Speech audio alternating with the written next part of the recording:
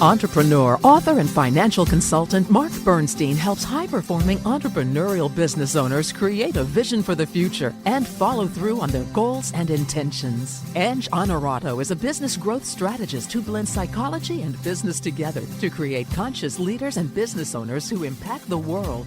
Founders Forum is a radio show podcast sharing the real stories behind entrepreneurship as founders discover more about themselves while providing valuable lessons and some fun and entertainment for you. Now, here's Mark and Ange. Good morning, America. How are you? Good morning, Arlo. I already said good morning to Arlo. Good morning, Ange. Good morning, Mark. Good morning, Fred, who's our guest this morning. Morning. I'll tell you about in a minute. And it is a beautiful day in Philadelphia. It's the first time I've been able to say that for a while. 80 degrees, low humidity. Not so much in Arizona. We're talking to Fred. It's maybe 100 degrees and hot, sunny. But it's always sunny in Arizona. Oh, I thought that was Philadelphia. Anyway, so here we are. I was driving in this morning and hadn't something I haven't done for a while, listening to Bruce Springsteen on a live, I think, Revelations album that Apple Music put together. And I heard the song The River, and the line struck me when she was just 17. And he's talking about, he met Mary, his future wife. And I was thinking, because we're interviewing Fred, about when we were 17, because our guest this morning I met when I was 3 years old, and we became best friends, and we're still very close years later, a lot of years later. And, it had me thinking about teenage years, which were both a lot of fun and, looking back, troubling in a lot of ways.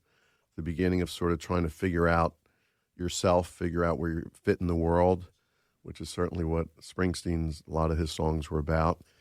And, it's brought me a lot of reflections. And, Ange, I know you must have some thoughts on that subject. Well, I have lots of thoughts on that because kind of two of my favorite subjects, which is Bruce Springsteen, and a lot of the work I do today is really centered around kind of bringing back the inner child, kind of tapping in and maybe reflecting back on what brought us joy or what were the lessons that we have learned when we were younger. And I think throughout, you and I have both talked together when we interviewed ourselves, and through this journey of talking to other entrepreneurs, I think it's interesting because in some ways with each of us, you can kind of go back and pinpoint a couple key things that I think our younger years kind of led us into what we do today. So I think it's really interesting. And I know I am excited to hear some stories about you and Fred growing up and how this has parlayed into what you've ended up doing in life and business since. So excited. Well, before I give you his formal introduction, I'll just say he's laughing. We got in a lot of trouble together, all kinds of trouble, starting probably, I don't know, age 5 or 6 or something, something like that. We also were entrepreneurial. We had a car wash business, a lawn mowing business at one point, a photography developing business. That's when your father gave me some famous words that I can't repeat on the radio, but and we were talking about his dad. We're in Ballackinwood, Pennsylvania. He was an entrepreneur. He had, as was mine, and his father had a film production company and did a lot with Hershey's chocolate, I remember, and the racetracks. And the police, the local police. Local police, right? I remember that. He always knew the police. He was always meeting them for donuts. I don't know if they did that in those days, but that was an advantage at times. Yeah, that helped both of us a couple of times, as I recall. Actually, Officer Volpe, right? Yeah. Anyway, there was actually an Officer Volpe that was a friendly policeman who helped us out a few times. He knew you frequently then, I'm gathering. Right. Okay. And I just remember the time as I'm showing this officer my license and him saying, "Oh, you're Marvin Fisher's son. Oh, here you go. Goodbye." So it had some advantages. So let me tell you a little bit about Fred. So Fred graduated from Penn State University, not without some stops and starts I'll mention, but, part of that figuring yourself out thing. And he ended up studying what he should have been studying, which was operations management and engineering. He has an engineering degree. He was always very good with that stuff, building stuff and figuring out how to put things together and take them apart, and sometimes taking them apart and not being able to put it back together. I recall a few times. But anyway, he was really good at all that stuff. So he spent 30 plus years, probably closer to 40, in manufacturing companies, managing global operations, spending a lot of time in China and Mexico. And we've talked a lot throughout his career, and he was often an entrepreneur within a non-entrepreneurial environment. And the people above him in the hierarchy, corporate hierarchy, who appreciated that, loved him. And the ones that didn't, I guess, didn't always love him. And I think after a lot of years of that, he figured it out. And we had a lot of talks over the years, and I don't mind telling you that I said, Fred, you're an entrepreneur. What are you doing in there? And he was like, well, when the time is right. Well, the time was right after many years, and he finally made the decision to become a business owner. And he shopped around for a franchise. He'll tell you about it, but he's owner of Home Solutions of Tucson, who are experts in indoor air quality, mold testing, remediation, and odor mitigation. And as the name says, they do it in a very green way. And he asked his daughter, Samantha, to become his business partner in that business. And I know he's found it very rewarding. He's helping people with their help, if you think about that. In addition to running a company and being in business with his daughter, I know has been rewarding as well. So good morning, Fred, officially. Good morning. How's everyone today? Doing great. Why don't you just tell us a little bit more about your business, how you got there, your version of it. I just gave you a little bit of my version. I don't want to steal the thunder. And then we'll ask you about the future. Well, I found myself, as you described, I have worked for large companies, large and small, over the years. And when I fit well. When I didn't fit, I felt out of place, realizing that, primarily these large companies have a culture and you have to align. So as you say, this was around, we've been in business now for a little over 3 years. We started this actually in the middle of COVID. So you would actually say to yourself, wow, that was risky. That was gutsy to take on a new endeavor during that period of time. So I had been doing some consulting work, and that project ended, and, continued to try to market myself. And with this whole COVID slowdown, there was nothing. So I got a call one day. Someone said, have you ever thought of buying a business or starting a business? And, you get these calls and you're like, oh my goodness, here's another call, another robocall, another, solicitor. And what impressed me is the person said, we're going to give you a personality profile, and we're going to match your background to business opportunities, which I thought was a great approach. So I went through the process, narrowed it down, and came up with 2 alternatives. And one was, of course, Green Home, and went through the decision process. But in that, as I said, I've been in business for 40 years, so I'm not a spring chicken anymore. And I wanted to have that makes you about 45 at this point, something like that. Exactly. Gotcha. Right. Okay. And so I wanted to have a strategy. So my daughter, who had been in New York working in the furniture industry for some restoration hardware, and Jonathan Adler and those, she was at a crossroads in her career. She had spent a lot of time in sales and marketing. So I said, are you interested in trying this? You'll focus on the sales, marketing, customer service, and I'll focus on the operations. So I wrote a business plan, came up with a strategy, did a lot of research, interviewed a lot of the other franchisees to try to come up with, what's the best structure? How should I ramp the business? How should I staff the business? And that was actually a lot of fun. I mean, it was, I did an SBA loan, and I did it all myself. Instead of paying somebody, I developed the business plan, worked with the bank. So it was just, it was a great experience. Of course, I was able to pull from past experiences. Now I never, in large companies or structures, you don't wear all the hats. In this case, you're wearing all the hats.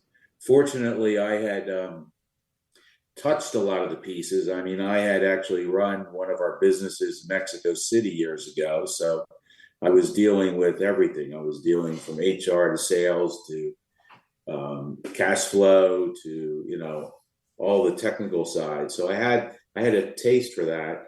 And, I thought I was able to bring a lot of that into this structure.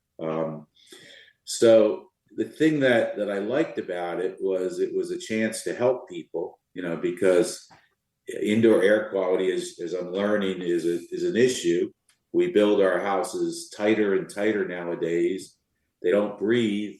And, as we get older, we have more and more ailments, and it can be an issue. So we launched, we were the first to do it in Arizona, which again presents some challenges because it's different in the desert. The way you go about this business in hot, wet Florida is much different than the way you do it in Arizona. And in fact, the company really didn't understand all that. So I'm an engineer by degree. I thought I was able to use my technical knowledge and methodologies and help evolve the company to understanding this climate and developing some tools. So it's been fun because not only am I dealing with a business, but I'm also using some of my past experiences in methodologies. There's a term that's used in when you engineer something, a DOE. It's called design of experiment, and you go through and you test different hypotheses. And believe it or not, I've been able to do that in homes because you walk in and somebody says, "I don't feel good," and you don't know where to start. So it's that part is really been very rewarding. And of course, my daughter's focused on the sales and marketing side. She's done excellent. The biggest frustration we all have today is calling a business and getting a message taker. I'll get back to you. Of course, 9 out of 10 times they don't get back to you. And then you end up on the phone with someone who has no knowledge. So one of the things we did is she has knowledge of the day-to-day. She has knowledge of the process. So we're talking to people right away. We're educating. We're building trust.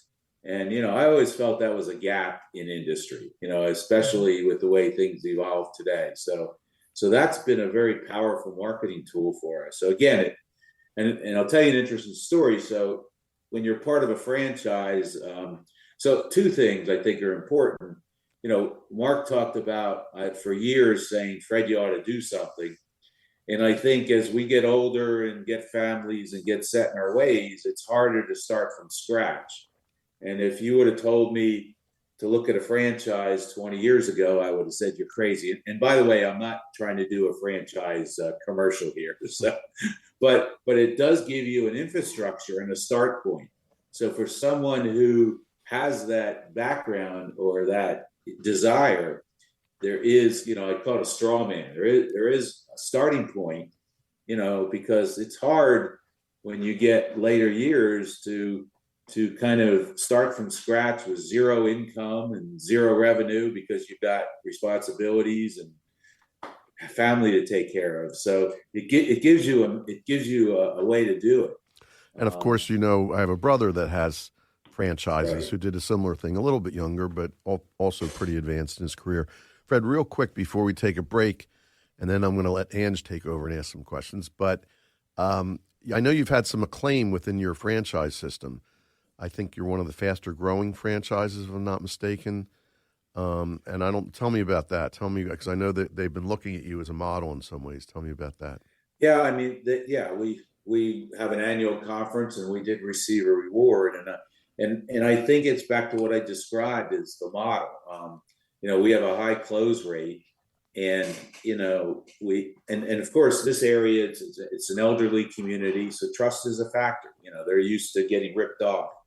So here I have a female, and I don't mean to say it like this, but my daughter, in talking to an elderly person, a woman who's not feeling well in her house, right away we develop that trust. We talk about what we can do. We talk about how we approach it. We've gotten positive feedback on people and our communication, so it's the model worked. And so anyway, when you're doing a franchise, they'll have other prospective people call you, and I pulled out my business plan, and I was amazed to see how we did what we said or followed that script. So I think that's also another important process as people go through in developing a strategy and then following it, and it turned out to be very successful. Well, I had some experience very early. Actually, I was a teenager in sales that we would teach, we'd have to have back to basics. I was in management. We'd have to teach back to basic sales because when people deviated from the system, they stopped selling. When they stuck to the system, it worked. So you have a good process, you stick with it. Hey, that's a great place to take a break, which we're going to do for a commercial minute, and we'll be back shortly on Founders Forum. Are you worried about the air quality in your home or business? No one wants to find out they have indoor air issues, but the experts at Green Home Solutions in Tucson, Arizona can help you breathe easier. Our team offers fast-acting green solutions for all your indoor air quality needs. Don't let allergens or mold take over your space. Experience the power of our science-backed solutions that ensure a clean and healthy environment for you and your loved ones. We're your trusted partners in creating a clean and fresh indoor environment. No more worries about allergens or mold. Experience the science of cleaner air. Call us direct at 520-639-6712 or visit greenhomesolutions.com/Tucson-AZ to schedule your air quality services. Isn't it time for you to breathe cleaner, fresher air?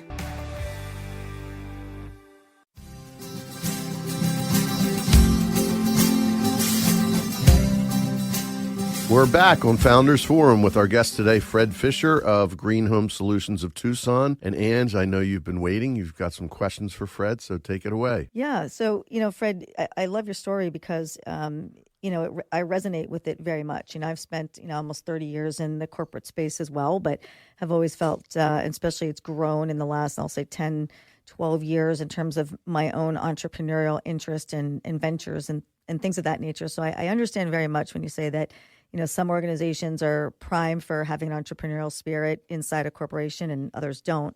But you spoke a little bit about this, but I'd love if you can maybe give us a little bit more of a deeper perspective in terms of when you got to that point in your career when, quite frankly, you could have said, I'm going to enjoy the fruits of my labor and family and golf and who knows what.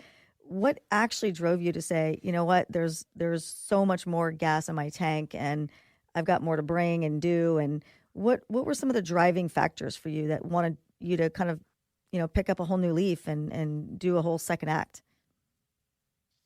Well, that's an interesting question because actually, as I was doing this, my brother was in business for himself and sold a business. He said, "You got a lot of guts to do this at this stage of your life." So, but I think a couple things as we get older, it's important to stay active both mentally and physically. And we have a lot of years of wisdom which we're supposed to use and pull from. And just like I said, I think it's just interfacing with people and keeping active because you don't want to get old. The other thing is it costs money to retire and do things, so you've got to balance. So, and I did it because I had an exit strategy too. I'm not sure I would have done it myself totally. The fact that my daughter was interested, gave me kind of an evolution of the business.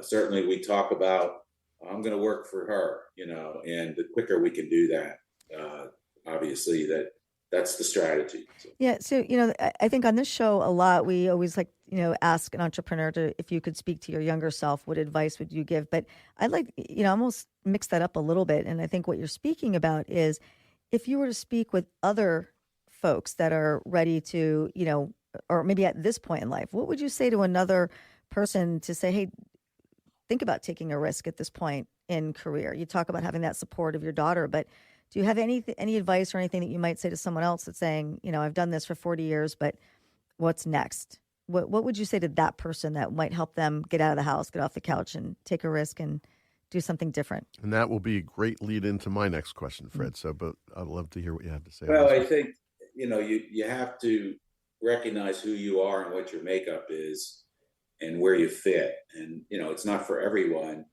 And, it's a lot. It's a lot. Every day I have to deal with everything, and I think it takes a certain type of person. But if you don't try, you'll never know. And there's ways to do it in different structures. You can do it. You can go out and do it cold turkey, or you can, enter into some kind of a structure, and that gives you a framework to work by. That's great. So thinking about that, so I know you think about the future.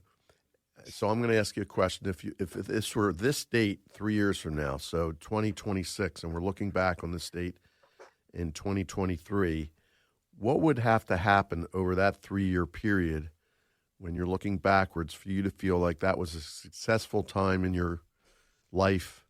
It could be personally, business-wise, financially, anything else you want to address. What does that future vision look like for you? Well, I see myself evolving out of a day-to-day role, on the street, so to speak, and putting an infrastructure in place. So we have a crew, we have a truck crew, so I see us having multiple crews servicing the southern Arizona region. And I see us developing a niche. I mean, we do have a niche opportunity because indoor air quality is a real problem, but there's not many people you can go to. And, and we've got to continue to educate the market to say, hey, there is somebody that can help me. So, I see myself more in a consulting role, helping to oversee and manage the day-to-day, not necessarily in the field, as we bring on additional employees. And and my daughter will really take over more of the day-to-day operations. Do you see yourself with possibly another franchise in another location outside of Southern Arizona? Well, we talked about that, but there's some economies of scale, that you've got to duplicate things. We actually looked at an opportunity in Texas, but again, it's just the nature of the business. You need feet on the street, wheels on the street, and you got to duplicate all that. You can't share it. There's only so much you can share. So I think I see ourselves expanding. We were the first ones in Arizona in the company. There's another gentleman up in Phoenix, and that's a couple hours away. So we've got this market. People say people say there's no mold in the desert. Well, there is, and it's a great place to live. You don't have allergies, you don't have health issues. Well, you do. So those are the opportunities that we have. Hey, we like to have a little fun on the show. We've had fun joking about our growing up together. Another flash I just had, was because I was thinking about, I'm going to ask you a music question. So, because you're a music expert, but I'm not a music expert. I know. I'm kidding. But one was a holiday that we were in a car driving in Bucks County in New Jersey, a self-made holiday, I might add. But we were in the back of our friend Bob Helfman's car, listening to, because he had a great stereo, listening to the album. Do you remember what album it was? Because it was Bad Company or something like that. No, it's still one of the best sounding engineered albums ever, and I discovered it that day. The World is a Ghetto by War. Oh, I was going to say, actually, I bought my first stereo listening to that album. So. Right. Yeah. So there you go. So what other, if you had to name a favorite group or a favorite song or what hits you when you like favorite music? I'm a big Jimmy Buffett person. So, well, you'll be happy to know that I'm playing a beach party this weekend, and I learned Margaritaville, which I've never played for the occasion. So I'm going to try to video that and send it to you because it's actually. Yeah, I've never seen them, but you've never been to you're not a real parrot head if you haven't been to a show. I did. Well, it sounds like you're an aspiring parrot head. I did. I forgot. I was living in Nashville. I did see them. That's right. a bunch of us went on this school bus. I guess I'm having trouble remembering that. Yeah. Well, listen, talking about entrepreneurs, how about a guy who took one song, the title of a song, and turned it into probably $1 billion empire, the Margaritaville franchise. It's unbelievable. Oh, yeah. I know somebody that works for the CEO of Margaritaville and Land Shark and all that, and it is an amazing, it's a huge operation. Not to mention the books he sold and the concert tours and all the merch. He may be one of them. Maybe, I always think he might be the most successful entrepreneur in music. Sammy Hagar's another one. Tequila and other things. I don't think there's actually a little story here because I play that. I lived and worked in Mexico City, and now my wife was from there, so they play that all the time with the hot Mexican babe in the lyrics. So. That's right. That's Mexican cutie. Mexican right. cutie. That's right. Right. So his tattoo. I know the songs. I never really knew the words to it. It's pretty interesting words that he wrote to that song. Ange, any other question? We have a minute or so left. Yeah, so the last question, Fred, I wanted to ask, and this might be helpful for anyone listening that isn't even familiar with sort of the kind of business that you're in.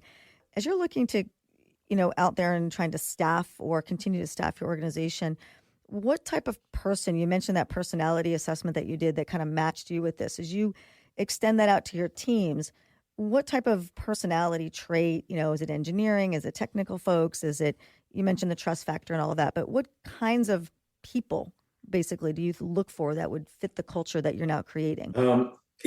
Certainly our challenges are with our current workforce, but, we want a person, we're not doing heavy technical treatments, so we can train a person. But we do look for someone that has good communication and people skills, obviously presents himself well. I have two young guys right now working the truck, and it's excellent. I continue to get very positive compliments from our clients. They're neat, they're professional. And so, that I think that's important, obviously. And, because we don't see that a lot in today's service industries. People don't walk in, they're not clean cut, they're not taking care of someone's home.